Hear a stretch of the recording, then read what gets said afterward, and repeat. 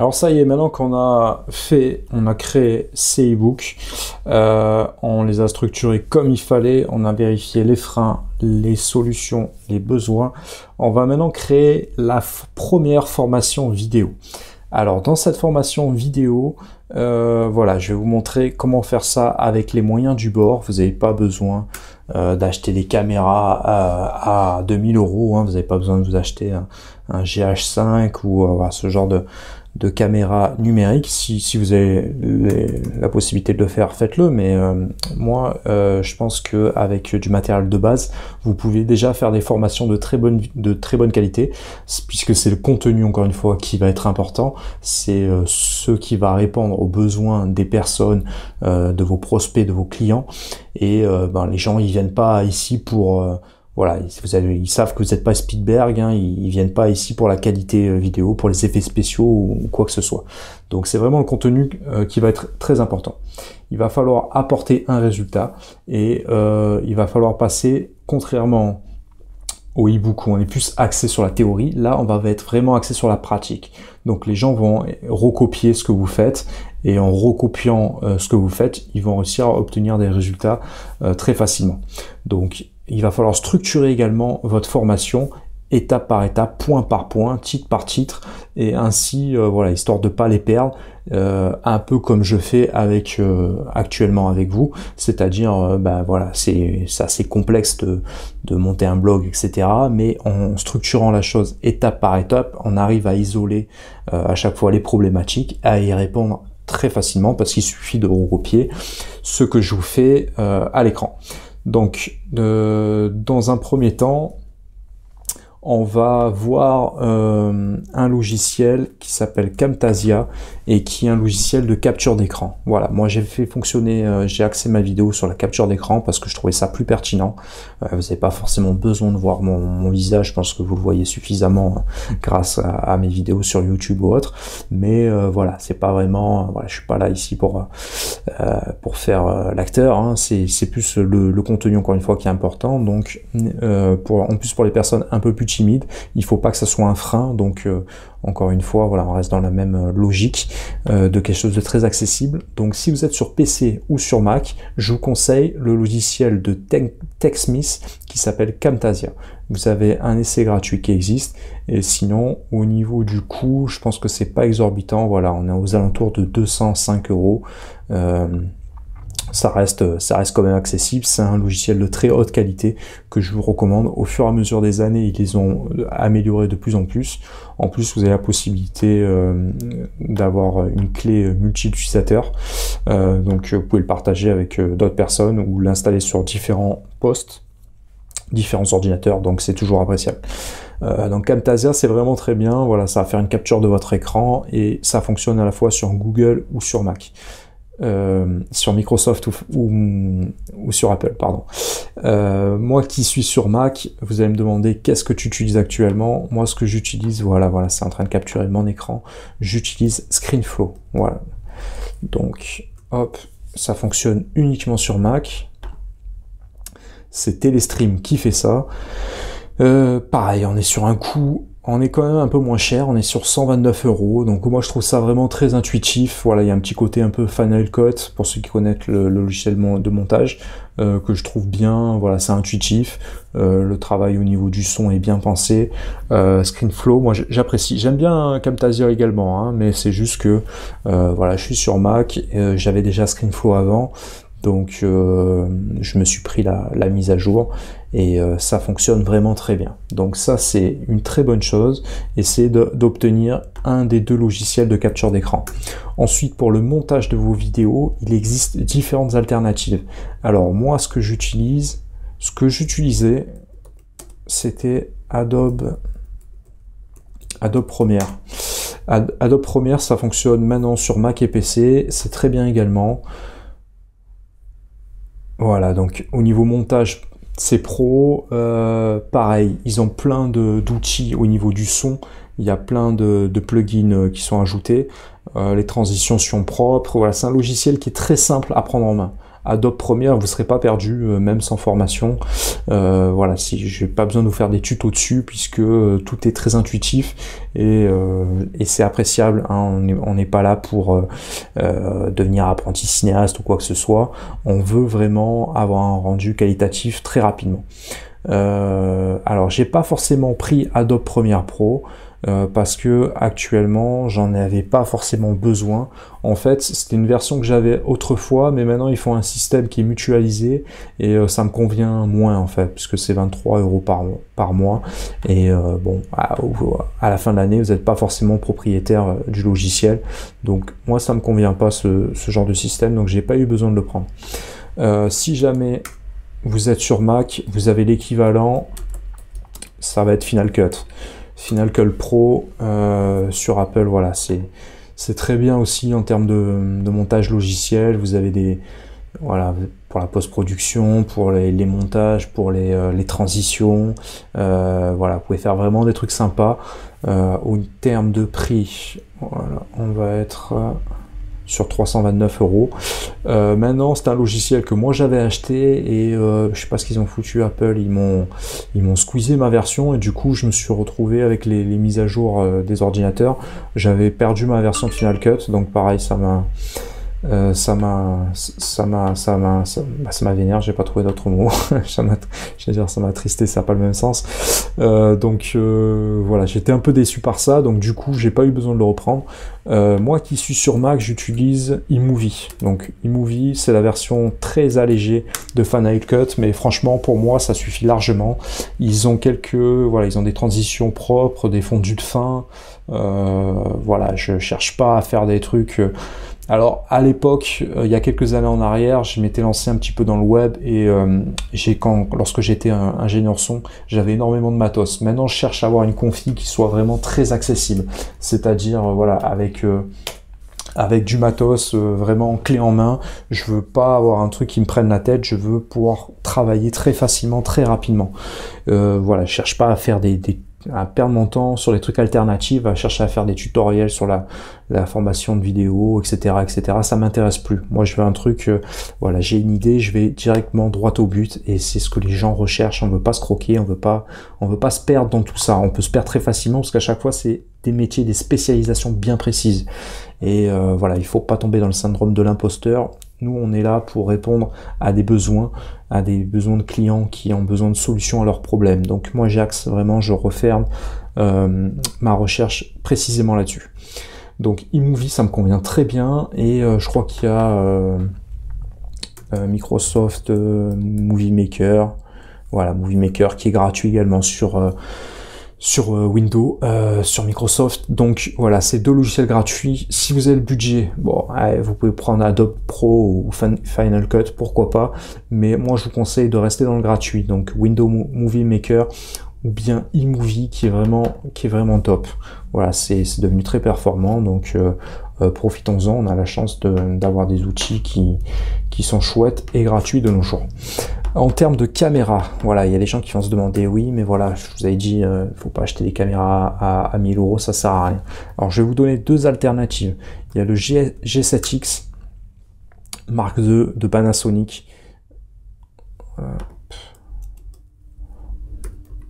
Qui est très bien. Vous pouvez le trouver d'occasion, je pense, dans les 450-500 €. Ouais, sur canon.fr. Ça, voilà, ça c'est un petit compact, c'est très bien pour la vidéo, ça fait du 4K, ça a une bonne, voilà, en termes de luminosité, c'est pas mal. Contrairement à un iPhone où il faut beaucoup de lumière, là ça s'en sort un petit peu mieux, on va dire. Donc on est à 609 €. C'est quelque chose que vous allez pouvoir garder en poche. Alors voilà, pourquoi je vous le conseille, c'est par rapport à ça. C'est-à-dire, moi j'ai des réflexes, j'ai eu des GH4 à l'époque où c'était le truc haut de gamme. J'ai eu des 5D, voilà, ce genre d'appareil, mais honnêtement c'est compliqué parce que il faut de quoi le trimballer, c'est lourd, il faut sortir l'objectif, il faut vérifier, il faut faire la mise au point, il faut vérifier que tout va bien, il faut le mettre sur le trépied, il faut trouver un système de son parce que ça fait, ouais, en termes de son c'est nul. Voilà, c'est très lourd, il va falloir un sac à dos, faut s'organiser, machin, donc c'est relou. Voilà, tandis que ça rentre dans votre poche, la poche de votre jean, de votre jogging ou de ce que vous voulez. Vous l'avez constamment sur vous, c'est très bien. Donc un peu comme un système d'un iPhone. Et c'est là-dessus que je veux rebondir, c'est que moi je fais énormément de vidéos grâce... Je sais plus écrire Apple, tiens. Grâce à mon iPhone, tout simplement. Voilà, ça peut être bête. Là, je viens de m'acheter un set. Je l'en ai pris d'occasion, ça m'a coûté 350 €. Ça fait de très bonnes vidéos. Voilà, ça fait de très bonnes vidéos. Ça suffit largement. Ça fait du 4K. Alors, un petit conseil, le défaut de l'iPhone, c'est que la caméra arrière, il y a un stabilisateur. Alors moi, je l'utilise avec un autre stabilisateur lorsque je veux faire mes vidéos pour YouTube. C'est le DJI. Et le problème, c'est que le stabilisateur interne de l'iPhone, à partir du 7, va troubler en fait mon stabilisateur voilà, physique. Donc voilà, ça c'est un petit peu embêtant. Donc il faut utiliser plutôt le mode selfie, c'est-à-dire la caméra avant de l'iPhone, si vous voulez pas que votre DJI se trouble. Donc le DJI c'est à peu près 300 €, l'iPhone c'est à peu près 300 €, ça peut valoir le prix du GSX que je vous montrais tout à l'heure. Donc si vous avez un iPhone, n'allez pas chercher plus loin. Si vous avez besoin d'un stabilisateur, enfin vous pouvez prendre un stabilisateur si vous voulez, ça vous permettra de faire des vidéos dynamiques. Maintenant dans le cadre de votre formation, c'est pas forcément nécessaire, puisque rester dans un premier temps sur des captures d'écran comme je fais moi actuellement. Voilà, c'est pour ça moi aussi que je fais ce système par capture d'écran. C'est que autrefois j'utilisais mon stabilisateur avec la vidéo arrière et il y avait un conflit entre les deux, donc bon, je trouvais ça relou. Donc finalement maintenant je fais exclusivement des captures d'écran et c'est pas plus mal parce que ça permet d'aller droit au but. Donc voilà, la vidéo là est un peu longue, donc je vais essayer de pas me disperser. Voilà, j'aime bien la technologie, donc ça fait que je pars un peu dans tous les sens. Pour résumer, si vous avez besoin d'un compact, hop, vous tapez meilleur compact 2018, allez on va faire 2017, hop, et il y a toutes ces références qui ressortent, vous voyez. Donc le LX15 c'est très bien également, ça c'est vraiment excellent. C'est peut-être même un petit poil au-dessus du GSX. Le GSX, c'est une vraie valeur sûre. Bon voilà, tous les modèles que vous avez là, c'est très bien, vous pouvez rester dedans. Et ça coûte à peu près dans les entre 500 et 700 € pour la plupart. Donc ça reste un budget qui est cohérent et c'est des produits qui ne décodent pas forcément beaucoup. Donc ça c'est bien. Si vous avez un réflexe également, c'est bien. Bon, essayez de prendre quelque chose avec du 4K, c'est mieux. Et sinon, iPhone, c'est super. Vous pouvez le poser, voilà, faire une stabilisation à l'arrache en le posant sur une bibliothèque, il n'y a pas de souci. Sinon, si vous voulez faire des vidéos gratuites sur YouTube pour vous créer une audience, pour le côté vraiment freemium hors formation, vous avez ce genre de stabilisateur qui fonctionne très bien, mais attention, à partir de l'iPhone 7 et au-dessus, plutôt en mode selfie. Voilà, vous savez tout. Donc revenons à nos moutons, revenons à la formation. Donc, hop. Voilà, j'essaie de faire des vidéos pas trop longues pour pas vous perdre. Voilà, je vais retourner dans un Google Doc. Donc, qu'est-ce qu'il est important de faire dans cette formation? Il est important de structurer la chose, il est important de trouver les besoins, de trouver les freins, toujours pareil, trouver les solutions. Voilà, désormais, ça va finir par rentrer, vous allez connaître ça par cœur. De créer une structure avec différents modules, histoire que ça parte pas dans tous les sens. Vous voyez, regrouper ça par thème, un peu comme j'ai fait moi, inspirez-vous de ce que j'ai fait. Et vous allez lister, vous allez faire des menus de titres de chaque vidéo, de chaque module. Voilà, important de structurer tout ça. C'est des vidéos assez denses, il y a beaucoup d'informations, il ne faut pas perdre les gens. Donc recopier précisément ce que je fais. voilà, j'essaie de parler aussi avec mon cœur, avec passion, histoire de vous donner un maximum d'informations, mais parfois c'est bien de recentrer les choses pour pas perdre les gens, et vous devez vous en apercevoir. Voilà, là je suis peut-être parti un peu trop loin au niveau des explications dans cette vidéo-là, donc je vais recentrer un peu la chose, histoire que de retrouver quelque chose d'un peu plus structuré.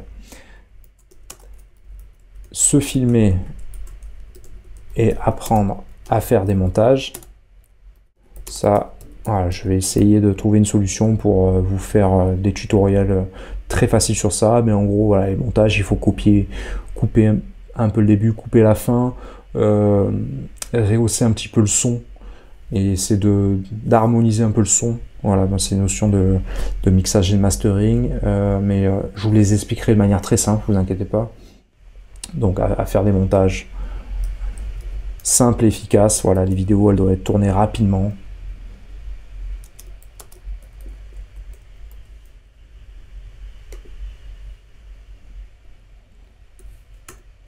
Voilà, et après, vous allez tout réunir dans un dossier.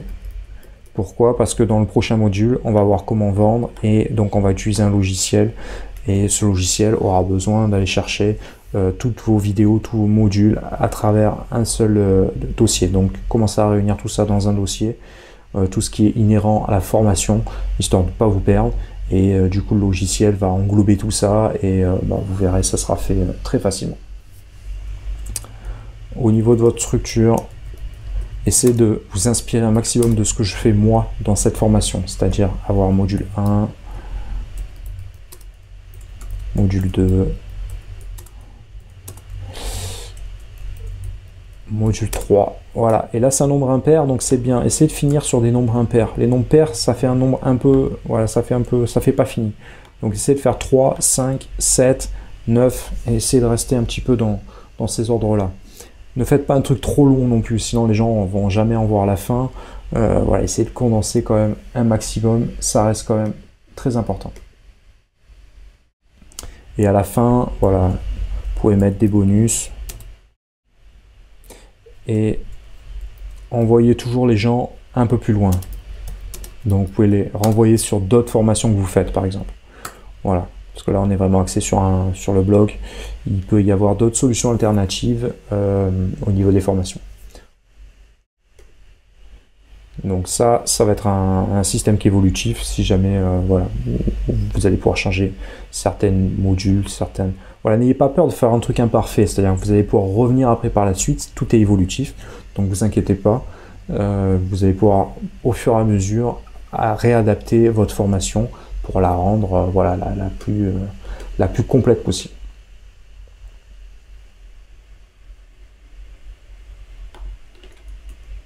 Alors, pour résumer,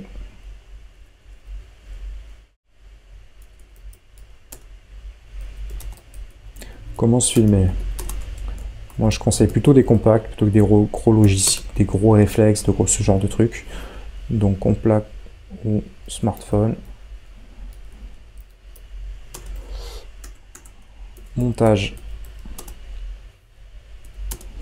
on a dit Final Cut ou Adobe Premiere. Donc là c'est une solution payante que je vous recommande pas forcément. Et sinon vous avez iMovie et Windows c'est quoi Windows Media, je me rappelle plus du nom. Windows Live Movie Maker.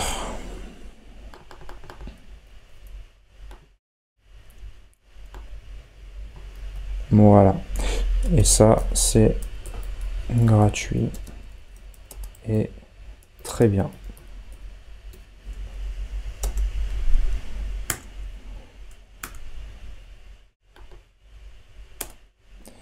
Et ça, je crois que je vous conseille le LX15 ou G7X Mark II. Voilà, sachant qu'on est début 2018, ça risque d'évoluer. Donc là, je vous conseille le 6S par exemple, 6S Plus ou plus. Voilà, 7, 8, 10, etc. C'est très bien. Restez focus sur le contenu. Donc voilà, le contenu, ce que vous allez dire est le plus important. Voilà, c'est vraiment le fond qui importe et pas la forme. Considérez que c'est un métier d'être acteur, c'est un métier d'être présentateur. C'est-à-dire que plus vous allez faire de vidéos, plus vous allez devenir naturel et plus vous allez devenir convaincant. C'est-à-dire que là, je vous fais cette formation, peut-être que dans 5 ans de formation, je vais atteindre un level qui fait que cette première formation, celle que vous écoutez actuellement, va devenir ridicule aux yeux d'un observateur, par exemple. Mais c'est pas pour ça que, voilà, que le fond n'est pas de qualité, que le fond n'est pas, n'est pas cohérent. Donc c'est vraiment le fond qui importe. Après, les paillettes, tout ça, c'est autre chose, mais ça doit venir dans un deuxième temps. Et n'ayez pas peur, votre qualité d'élocution importe peu, on n'a pas besoin, voilà, on n'est pas des hommes politiques, on n'est pas des bons orateurs, personne n'est bon orateur naturellement, ça peut être un talent certes, mais ce qui compte c'est ce que vous avez au fond de votre cœur, ce que vous avez au fond de votre tête, et ce que vous décidez de transmettre aux gens, c'est ça qui est noble, c'est ça qui est intéressant, c'est ça, voilà, c'est ce côté passionné qu'il faut avoir. Après le côté calculateur, le côté montage, le côté forme, vous pouvez le déléguer par la suite à d'autres personnes. C'est-à-dire, d'abord, vous allez essayer de finir une première formation, un peu comme le e-book, vous allez digérer cette formation, vous allez la re-regarder, faites-la visionner par votre entourage et écoutez un peu ce qui ressort et essayez d'améliorer, de refaire peut-être les vidéos qui ne sont pas assez compréhensibles, qui ne sont pas assez pro, qui n'ont pas un écho particulier autour de votre entourage. Et ainsi, petit à petit, vous allez améliorer un peu la chose. Si vous attendez de faire le truc parfait comme un présentateur télé, au final, vous n'allez jamais rien faire. Donc, ça ne sert à rien. Vous n'ayez pas le syndrome de l'imposteur, vous êtes un passionné qui parle avec passion et qui parle, voilà, vous n'avez pas besoin de faire, comme je le disais, 20 ans d'études sur la chose avant de commencer à parler de cette thématique. Vous avez une crédibilité du fait que vous êtes passionné par cette thématique-là. Donc n'ayez pas peur, ne repoussez pas les choses. Vous pouvez très bien vous lancer dès maintenant, ça pose vraiment aucun problème. Donc la formation est vraiment très simple à faire. Vous verrez avec les systèmes de capture d'écran que je vous ai cités.